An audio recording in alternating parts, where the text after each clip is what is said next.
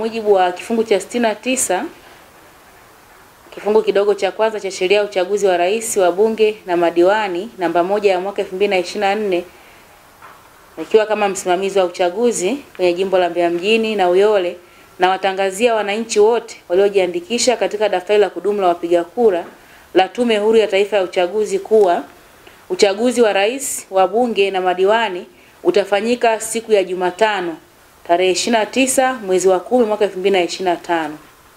Vituo vilivyotumika kuandikisha wapiga kura ndio vitakavyotumika kupigia kura. Vituo vya kupigia kura vitafunguliwa saa 1 kamili asubuhi na kufungwa saa 10 kamili jioni. Lakini kwa wapiga kura wote ambao watakuwa wamefika kwenye kituo kabla ya saa 10 kamili jioni watapata nafasi ya kupiga kura.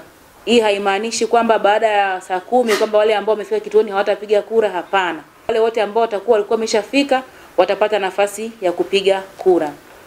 Vituo vya kupigia kura vya magereza vitafunguliwa saa 2 kamili asubuhi na kufungwa saa 9 kamili alasiri. Kwa kila kituo cha kupigia kura zimebandikwa taarifa zifuatazo: 1. Mfano wa karatasi ya kura yenye majina na picha za kila mgombea pamoja na nembo za vyama vyao vya siasa kwa uchaguzi wa rais, wa bunge na madiwani. 2. Orodha ya majina ya wapiga kura walioandikishwa na Tume Huru ya Taifa ya Uchaguzi. Na 3. Orodha ya wapiga kura walioruhusiwa kupiga kura moja tu ya rais.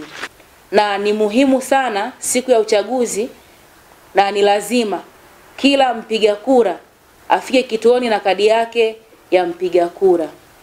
Lakini kwa mpiga kura aliyepoteza kadi yake na ambaye aliandikishwa kwenye daftari la kudumu la wapiga kura, ataruhusiwa kupiga kura endapo atafika katika kituo alichopangiwa akiwa na leseni ya udereva au pasi ya kusafiria au kitambulisho cha taifa NIDA.